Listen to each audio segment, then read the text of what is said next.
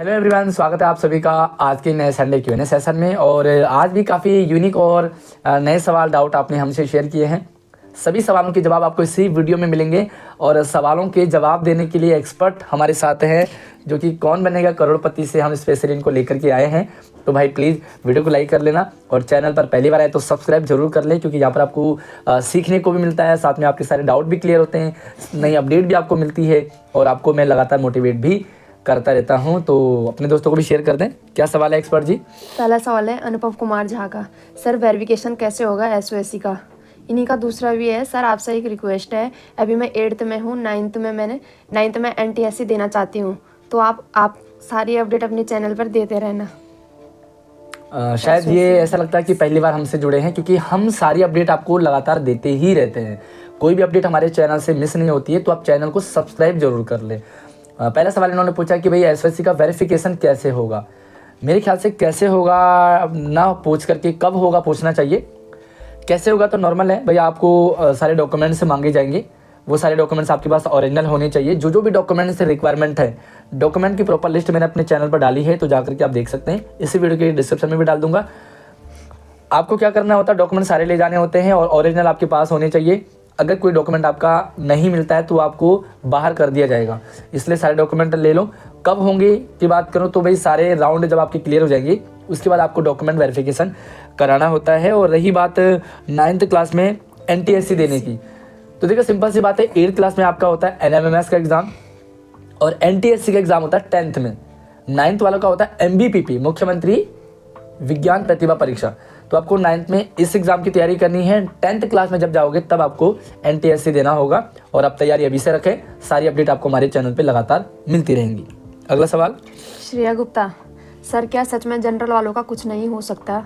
तो जनरल वालों को हटा ही देना चाहिए था, क्योंकि बच्चे इतनी सारी मेहनत करते हैं। This is so bad. सच में ये ऐसा सवाल है, और सवाल नहीं बल्कि बहुत बड़ी पीड़ा है जनरल वालों की तरफ से। और देखो, मैं जाति धर्म पर ज़्यादा कटाक्ष नहीं करता हूँ, लेकिन जहाँ तक अगर देश की बात आती है, समाज की बात आती है, तो कहीं ना कहीं अगर जनरल क्वालिफाई जनरल वालों को हटा करके ना रखा जाए तो ये हमारे देश की तरक्की में बहुत बड़ा क्वेश्चन मार्क है। जनरल वालों को कम वेटेज देना और अदर कास्ट वालों को ज़्यादा वेटेज देना, ये कहीं ना कहीं एक प्रॉब्लम है। बात रही जनरल वालों को नहीं होने की, तो ऐसा नहीं है। मतलब जनरल वालों के 90 नंबर लाने होंगे, जहाँ पे SC ST OBC वालों को 50 60 70 में भी आपका हो जाएगा।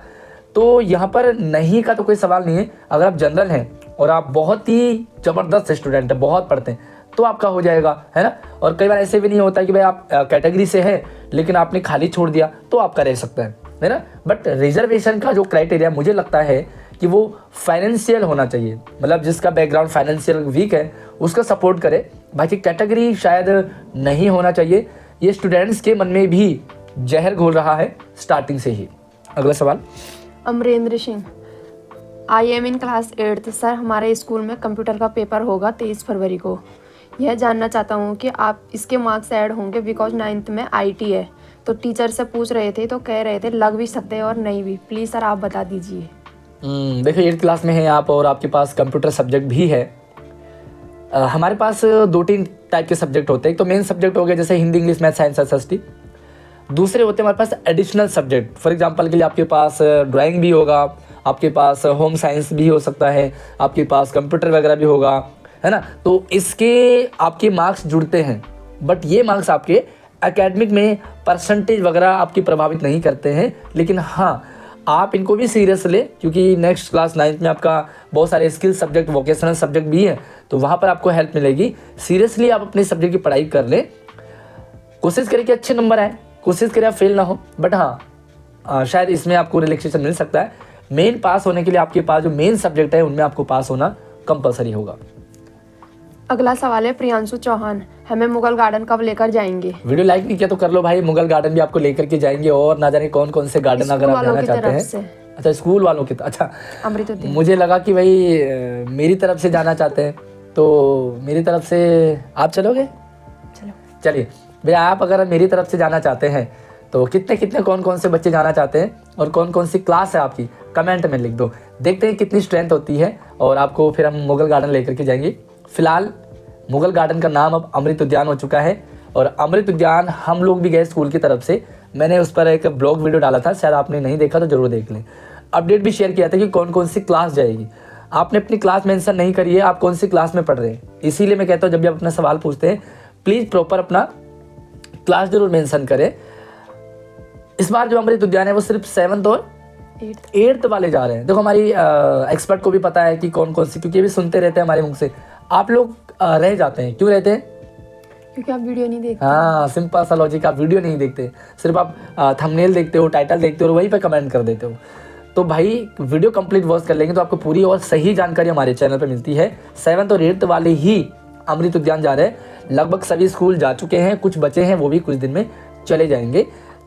आपको सही और नई अपडेट लगातार मिलती रहे, इसके लिए हमारे इंस्टाग्राम को फॉलो कर लीजिए, हमें व्हाट्सअप चैनल को ज्वाइन कर लीजिए, ट्विटर वगैरह को, सब कुछ आपको लिंक डिस्क्रिप्शन में है। अगला सवाल है टीजी किंग, पिछली बार एमपीपी का रिजल्ट कब आया था? भाई बहुत परेशान हो रहे हैं, सही में यार, आप लोग परेशान होते हो, आप मुझसे पूछते हो, मैं भी परेशान हो जाता हूँ, क्यों नहीं दे रहा भाई एमपीपी पे रिजल्ट, ये सवाल है।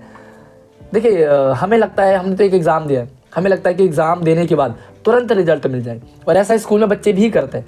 जैसे उनका एग्ज़ाम हुआ, बच्चे तुरंत कहते सर रिजल्ट कब आएगा। यार इतने सारे काम होते हैं टीचर्स के पास, तो सोचो जब टीचर्स के पास इतने सारे काम होते हैं और इतना टाइम रिजल्ट में लग जाता है, तो डिपार्टमेंट के पास तो इतने सारे काम हैं, तो डिपार्टमेंट एक तरीके से काम करता है। और अभी फ़िलहाल रिजल्ट आने में थोड़ा देरी होगी, वैसे रिजल्ट आ जाना चाहिए। पिछली बार की बात करें तो पिछली बार ये रिजल्ट भाई साहब जनवरी, फरवरी, मार्च में, मई में आया था। अभी सोचो फरवरी है और मार्च लगने वाला है, तो पिछली बार लेकिन एग्ज़ाम लेट हुआ था, इसलिए मई तक रिजल्ट गया। इस बार आपको मार्च में लगभग रिजल्ट देखने को मिल जाएगा। बाकी आप अपनी तैयारी में रहो, हमारे चैनल को सब्सक्राइब करके ऑल नोटिफिकेशन घंटा जरूर दबा देना, ताकि आपको नोटिफिकेशन मिलता रहे। लेकिन आप अपनी पढ़ाई को फोकस करें, जैसे अपडेट आएगा रिजल्ट का हम आपको वीडियो डाल देंगे, परेशान नहीं होना है। आप परेशानी हमारे ऊपर छोड़ दो, बाकी हम एक्सपर्ट लेकर के आएंगे, आपके सवाल डाउट क्लियर करते रहेंगे।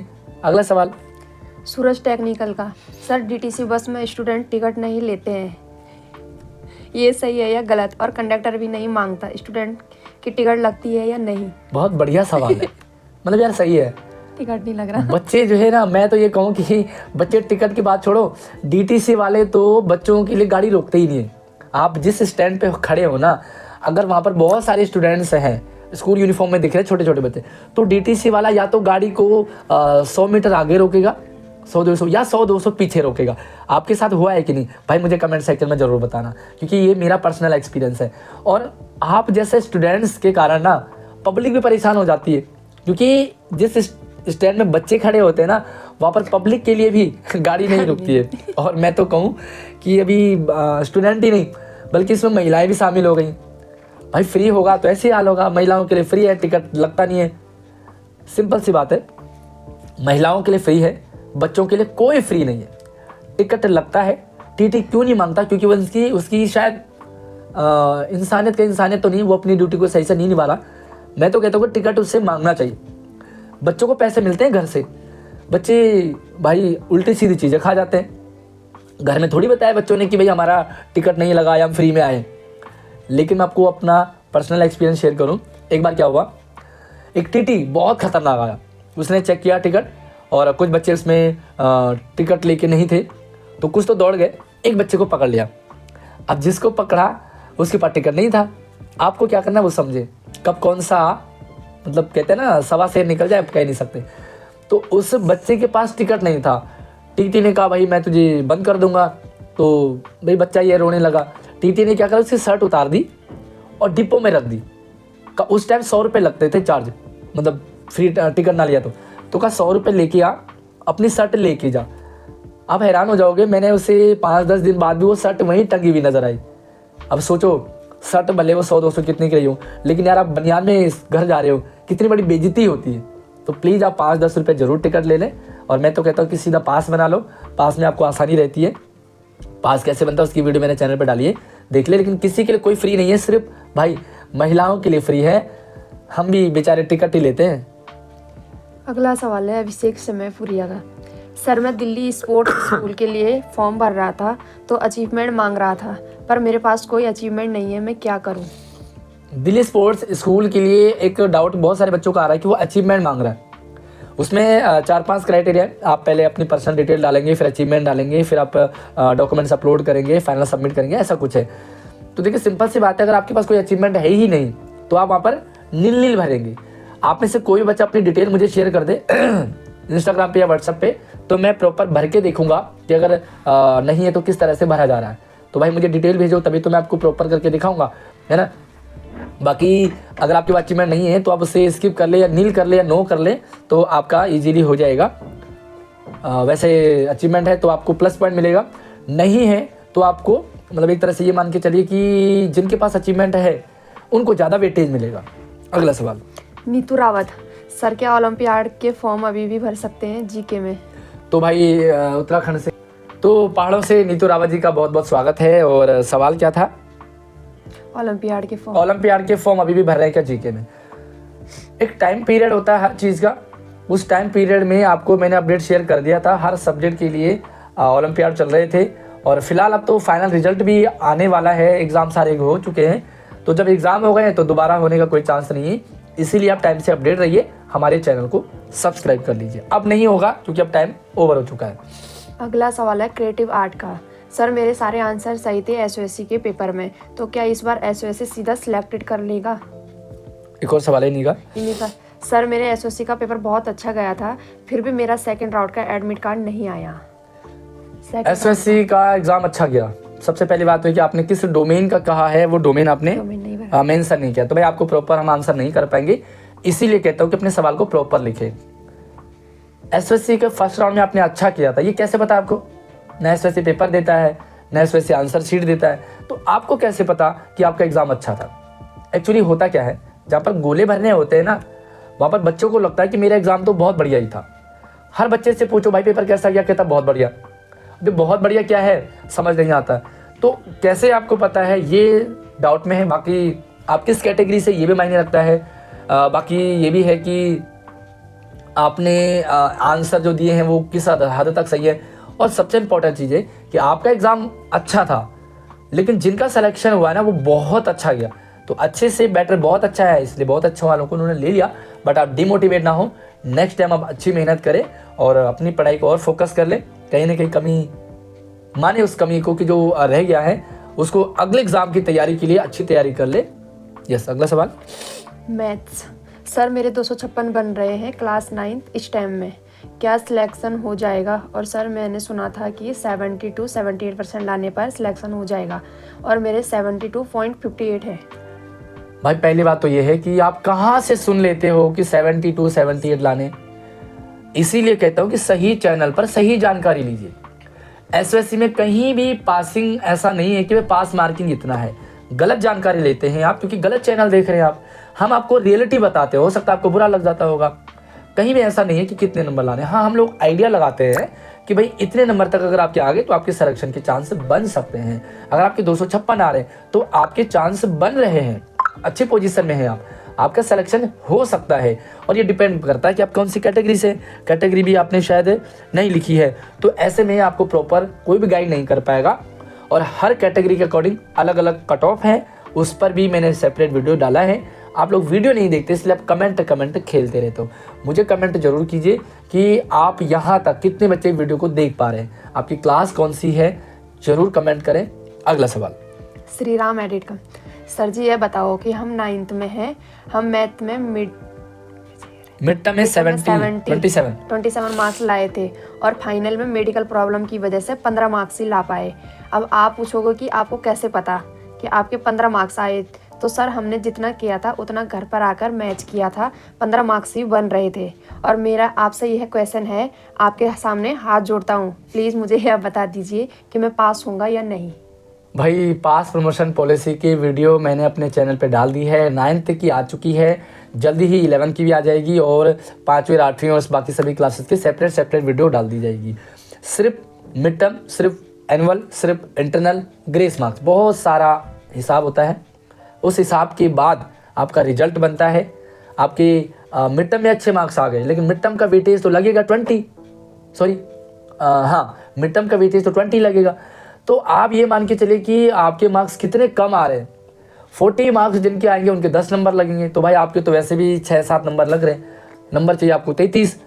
33 के लिए फाइनल में आपके आ नहीं पाए, और काफ़ी सारा है उसमें भाई। सीरियसली मैं बताऊं तो आपको झटका लग सकता है, और ये बद्दुआ नहीं बल्कि मैं आपको आपके रिजल्ट पहले से ही आपको क्लियर हो जाए, इसलिए आप अच्छे से पास नो सर पॉलिसी को समझ लीजिए। चैनल पर इसी वीडियो के डिस्क्रिप्शन में भी डाल दिया है मैंने, व्हाट्सएप चैनल पे भी डाल दिया है, और सभी जगह हमारी वीडियो आ चुकी है। अगला सवाल सूरज टेक्निकल का, how to manage time for study and school homework assessment project ETC daily and other work if he speed 6 AM to 4 PM in school. इन्हीं का दूसरा सवाल भी है, सर SOSC में 26 को मैथ का एग्जाम एग्जाम है, कोई tips for use? Sir SOSC में स्कूल एग्जाम में भी क्वेश्चन पेपर नहीं देते। पहला सवाल इनका कि how to manage study time, ये बहुत इंपॉर्टेंट सवाल है, और मैं तो कहता हूँ कि बहुत टाइम है बच्चों के पास। ये सवाल आता क्यों है, इतना टाइम हमारे पास, लेकिन जब से ये सोशल मीडिया आया, जब से इंस्टाग्राम, जब से फेसबुक और ये सोशल मीडिया एक्टिव हो गए ना, तब से बच्चों को टाइम ही नहीं मिल पाता सिर्फ पढ़ने का। बतेरा टाइम होगा चुगली करने का, लड़ाई झगड़ा करने का, सोशल मीडिया पर वो बेकार की वीडियो देखने का, लेकिन टाइम नहीं है पढ़ने का, टाइम नहीं है एजुकेशनल वीडियोस देखने का। हमारी वीडियो भी कितने लोग देख पाए होंगे, मुझे नहीं लगता। कितने लोग देख पाए हैं आप कमेंट जरूर करें। दूसरी चीज़ भाई कैसे मैनेज करें, सबसे इंपॉर्टेंट चीज़ है कि देखो सोशल मीडिया अगर आप यूज़ कर रहे हैं तो उससे एक लिमिट टाइम बना लीजिए। वैसे छोटे बच्चों के लिए सोशल मीडिया सही नहीं है, क्योंकि हम वहाँ से गलत चीज़ें ही ले रहे हैं, सही चीज़ों की हमें समझ नहीं है। जब आप एक उस एज में पहुँच जाएंगे जब आपको सही और गलत की परख हो जाएगी तो आप यूज़ करें, बट अभी नहीं। दूसरी चीज़, हमें हर चीज़ मैनेज करना आना चाहिए, किस पीरियड में कितना पढ़ा। अगर आपने टाइम टेबल बनाया है, खेलने का टाइम टेबल, सोने का टाइम टेबल, पढ़ने का टाइम टेबल, मोबाइल का टाइम टेबल, तो यू कैन मैनेज एवरीथिंग, आप सब कुछ मैनेज कर सकते हैं। होता यही है, पढ़ाई वाले टाइम को हम कम दे देते हैं, बगल में मोबाइल रखा हुआ है, मोबाइल में घुस गए तो घुसते ही चले जाते हैं। तो भाई ज़्यादा टाइम आप स्टडी में लगाइए, प्रैक्टिस कीजिए। इनका सवाल मेन है कि एक्चुअली में मुझे लगता है जहाँ तक ये SOSC में पढ़ रहे हैं, SOSC की थोड़ी सी प्रॉब्लम है, और प्रॉब्लम नहीं कहेंगे, मैं कहूँगा कि वो इतना घिसते हैं बच्चे को कि वो एक अच्छी पोजीशन पे पहुँच जाए। जहाँ तक मुझे लगता है ये बच्चा STEM का है। SOSC में क्या है कि स्कूल बहुत दूर है, बच्चा अपने घर से निकल रहा है 4 बजे से लेकर के 4 बजे लिखा है ना, 6 बजे नहीं 6 से लेकर के 4 तक, तो भाई 2 बजे तो बच्चे की छुट्टी होगी, वो घर पहुँच रहा है 4 बजे। दूसरा बच्चा 6 बजे घर से निकल रहा है ताकि वो स्कूल टाइम से पहुँचे, तो ये प्रॉब्लम है। SOSC को चाहिए कि और स्कूल ज़्यादा बढ़ाएं ताकि स्कूल नज़दीक में हो, बट आप क्या करें, जो आप बस में जा रहे हो या मेट्रो में जा रहे हो, वहाँ भी अपनी बुक को ओपन कर ले। भाई आपने नज़ारा देखना है, मोबाइल देखना, उससे बेटर है कि आप अगर आप मोबाइल में भी देख रहे हो तो भाई पढ़ाई की चीज़ें देखो। आप बुक ओपन कर ले अपने मेट्रो में, जो 1-2 घंटे आपके ख़राब होते हैं वो बच जाएंगे, आप वहाँ पर भी पढ़ाई कर पाओगे। आप होमवर्क भी करना है तो देखो, आप मैक्सिमम काम अगर आप स्कूल में कर लेते हैं तो घर के लिए आपको ज़्यादा काम नहीं मिलेगा। होता क्या है, बच्चे स्कूल में मस्ती कर जाते हैं, फिर भी अगले दिन काम तो चेक कराना ही है, तो वो अब घर पे ओवरलोड हो जाता है। और अगर आप डेली का काम डेली करेंगे तो भी आप रिलैक्स रहेंगे। भाई नॉर्मल सी बात है, अगर मैं घर की बात करूं तो हफ्ते में अगर रोज़ के रोज़ कपड़े धो दोगे, है ना, तो मेरे ख्याल से काम आसान होगा। लेकिन अगर आप हफ्ते में धोंगे कपड़े तो क्या होता है, ज़्यादा हो जाते हैं, तो ज़्यादा हो जाएगा। यही सेम होता है बच्चों के साथ भी, जब ओवरलोड हो जाते हैं ना हफ्ते में तो प्रॉब्लम होती है। रोज़ का काम रोज़ कर लो, रोज़ के कपड़े रोज़ धो लो, रोज़ का पढ़ाई रोज़ का होमवर्क रोज़, आप रिलैक्स रहोगे। बाकी SOSC क्वेश्चन पेपर क्यों नहीं देता, तो भाई SOSC का सब कुछ सस्पेंस है, SOSC सब कुछ हिडन रखता, paper hidden, syllabus hidden, SOSC अपना रिजल्ट हिडन, सारा कुछ हिडन ही रखता है। तो यार प्लीज़ SOSC से भी रिक्वेस्ट है कि वो जो है रिजल्ट को पब्लिकली करे, पेपर को बच्चों को दें, ताकि नेक्स्ट टाइम भी बच्चे तैयारी कर पाएंगे। और पेपर इसीलिए कर दिया जाता ताकि भाई देखो कमियां देखो और सुधार करो।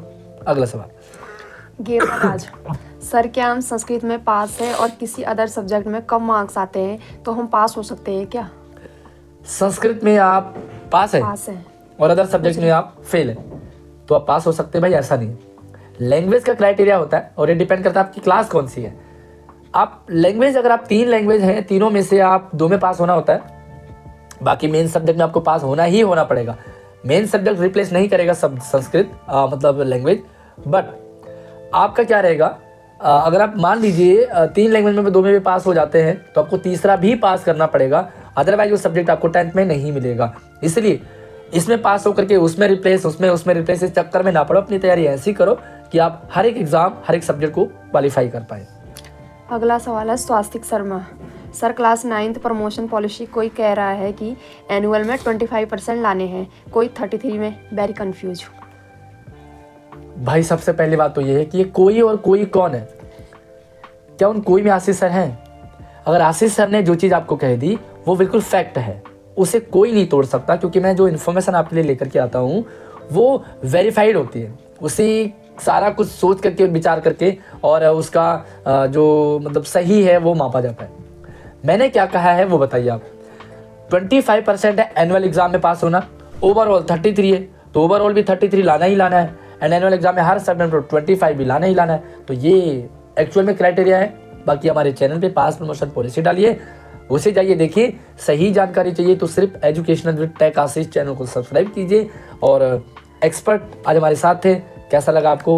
अपना एक्सपीरियंस पे में कमेंट कीजिए। अगली वीडियो में मिलते हैं, तब तक आप अपना ख्याल रखिए। जय हिंद। वीडियो को लाइक कर दें।